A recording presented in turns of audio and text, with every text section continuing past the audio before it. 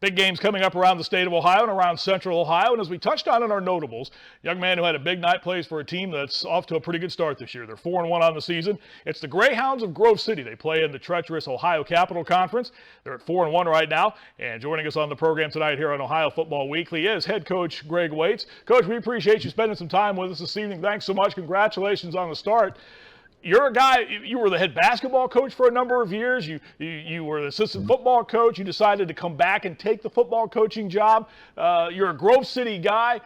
Was this a dream situation for you, I guess, in some respects? No, I don't know if it was a dream situation, but, just being a part of Grove City High School and the Grove City community and this football program is just an amazing thing. I mean, I've always wanted to be the head football coach of Grove City, and the time it just seemed was never right.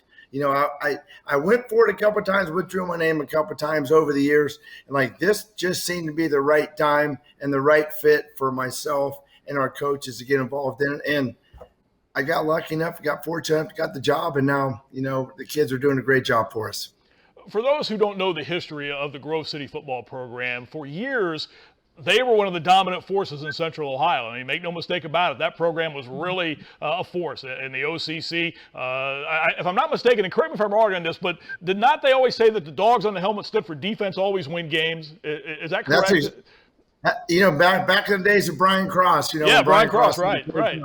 But Brian, I remember we were all sitting around talking about it one time, and he talked about we're going to be called the dogs.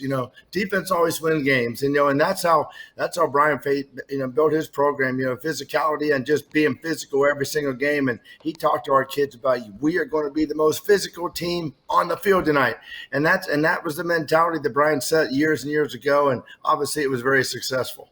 And out of the gate now at 4-1 is Greg Waits' team. There you see some of the highlights of their game against Marysville last week, which is a big win against a pretty good football team from Marysville, a 48-35 victory last week. I was going to reference, Coach, when I asked you about the dogs thing on the side of the helmets that Grove City had for the longest time. But this was a program, as I mentioned, that was really a major force in Central Ohio high school football. Then there were a couple of years where the program was, because of budgets and things along those lines, it was a struggle. Make no mistake about it. And I think that kind of set the program back for a while, but you've got it back on the right track now at 4-1. Did it seem like you were ever going to get back to this point?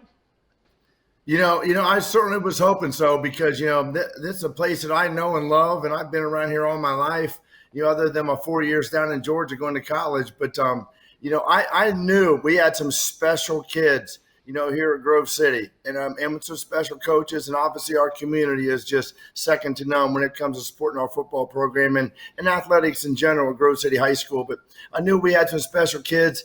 As soon as we saw them in the weight room this winter, I knew it was going to be special. And up to this point, our kids are bought in, and they've done an outstanding job. We're so proud of them. Coach, how much does it help your program and what you were trying to instill in this program that you're a Grove City guy? You played there, you've coached there. As you said, you've only been away from the program 4 years when you went out of state to go to college. How much does it help that you are, for lack of a better term, a Grove City guy?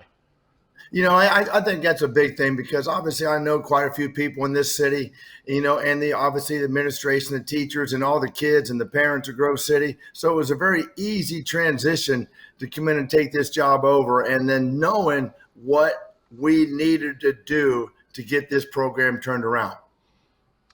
Won your opener in overtime, then a 7-3 loss to a good Hilliard-Davidson team, and then you've ripped off 3 straight victories. How important was it for you, Coach, to get that first game and win it the way you did in overtime over Scioto? How important was that for you? Well, and that was really important because our kids obviously they believe in what we're trying to do and what they're trying to do. And then that first game against Devon Scioto was just nip and tuck back. We got down 14-0 right away, and it could have been one of those things where, oh my gosh, there's no way that our kids are going to think, oh, here we go again, same old thing. But, I grabbed our quarterback, Matthew Pappas, who was just an outstanding young man. I grabbed him when it was 14-0. I said, hey, we're going to go score. We're going to get right back in this game. I said, we are going to get every possession is going to be positive for us. And Matthew looked at me and he goes, Coach, I got you. And right after that, we went right down and scored. And then the whole mindset just turned. The kids started believing again about this lion mentality that we talk to our kids about all the time, the lion is not the largest animal in the jungle. The elephant is, but the lion is the king of the jungle because he doesn't care, how big you are, how fast you are, where you come from, what you've done in the past. He's going to go out and he's going to feed his family. And if he wants it bad enough, he is going to find a way to make things happen. And that's the mentality we sort of tried to talk to our kids about ever since the winter. And that lion mentality came out right there against Southern when it was 14-0. And our kids knew as soon as we scored that we were going right back in this game. We were going to win it. Coach, you mentioned that mindset where, oh no, here we go again, and trying to wipe all of that out. I think that's very interesting you brought that up because I was going to ask you that with the way that game was playing itself out against Scioto. But the great thing is you come back the next week and then you lose a tough one to a very good Hilliard-Davidson team by the final 7-3, and now you've ripped off 4 straight. So that mentality is obviously kind of gone right now with your program, isn't it? Oh, absolutely. Our kids believe that. We talk to our kids. If you're great in the weight room every 3 days a week, if you're great in practice, you're going to be great on Friday nights. And so far, our kids have been great in the weight room and they've been great in practice. And they're just so much fun to be around. And the kids are having a great time. And so are we as coaches. And I think that's the mindset these guys have now is they don't care who you are, where you are, how big or how fast you are. They're going to come out and compete every single day in practice, and then especially on Friday nights, because they know we got a tough schedule ahead of us. Absolutely. I'll ask you about that coming up here in a moment. I mentioned also when we were showing some of the highlights of what your team has done, and we put some of Matthew Pappas's numbers up, and we'll talk about him in a moment as well, too. But we put that mark on there of 12-68.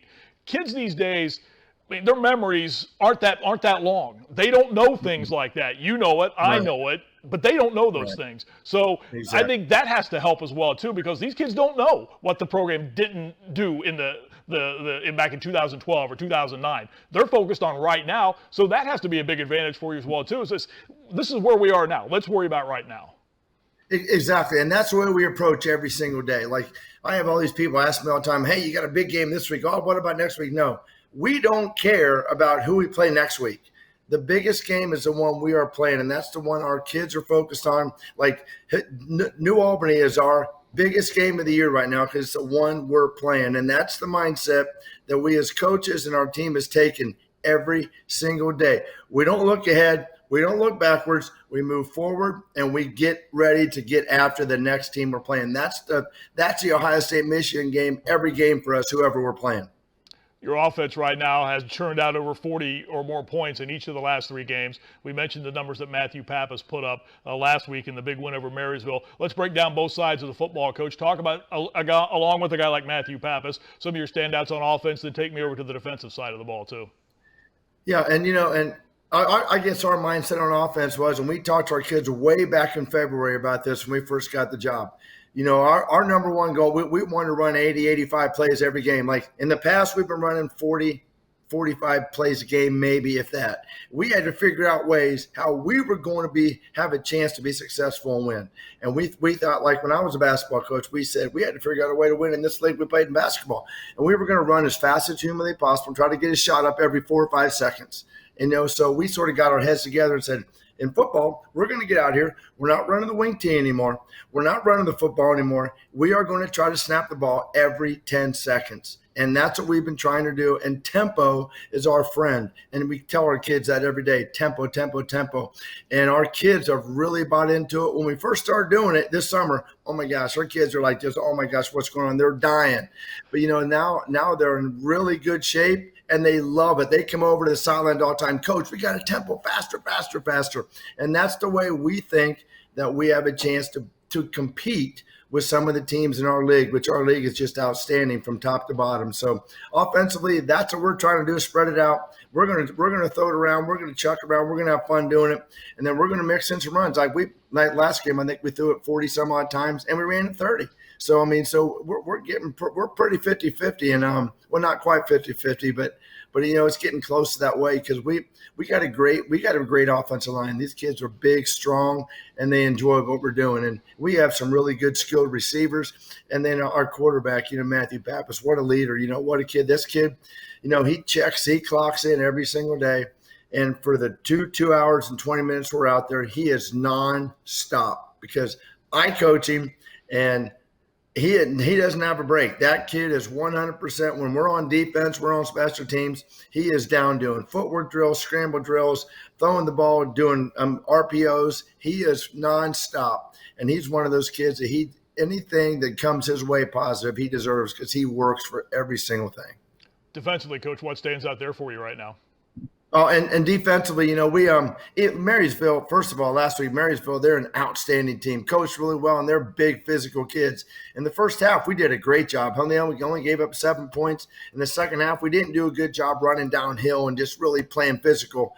But we have some we got some hitters on defense. Kids are going to play, and our defense coordinator, Chris Farbizo, does an outstanding job with those kids, putting them in the right place for our kids to be successful. And our kids on the defensive side, they believe it. They fly around, and that's what we wanted to do. We wanted to fly around. We didn't want our kids thinking too much. We wanted things simple, and our kids are buying into it, and they are flying around, and they play extremely hard on defense, and we want to be the most physical team out there also. Coach, I would think that this is a style that kids, I would think, react very well to it. This type of up-tempo, let's go. We're going to play this way. If you want to play with us, that's fine. If you don't, well, then we're going to run right past you. You have to. That's a mentality I think kids really enjoy. Oh, yeah, and our kids know. They come to the sidelines, and they're like, let's go. We know. Our mindset is every possession, hey, we're going to go out there and we're going to score.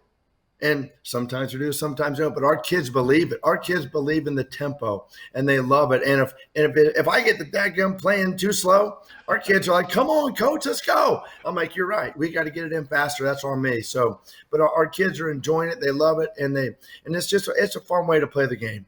Got a big one coming up Friday night with a pretty good New Albany team that's had a great run the last couple of years. They're 4-1. What stands out about this Eagles team you'll face on Friday, Coach? Yeah, and they're very similar to Marysville on offense. They run the wing T to perfection. The coaches, they do a great job with it, and defensively, they get after you, they blitz, they plug, they lightning sun. They do an awful lot of stuff on defense. That we're preparing for right now, and it's tough to prepare for them.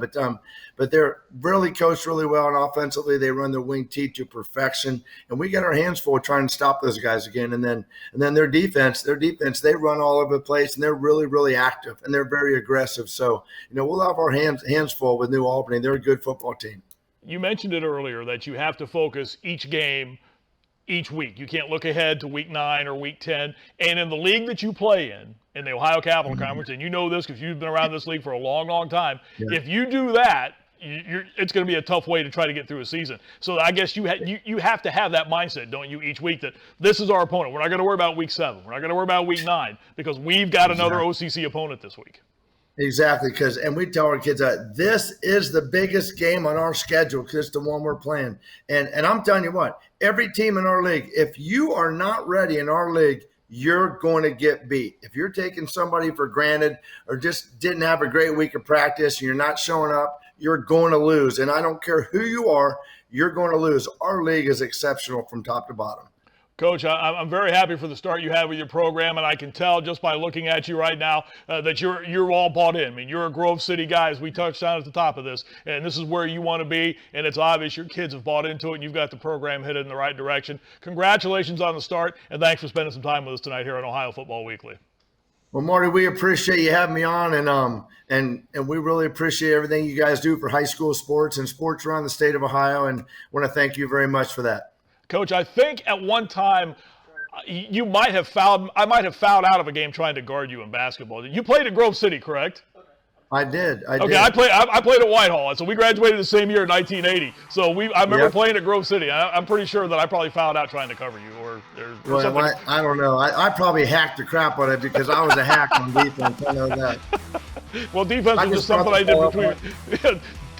Defense was just something I did between possessions. So that's the way we looked at it. So.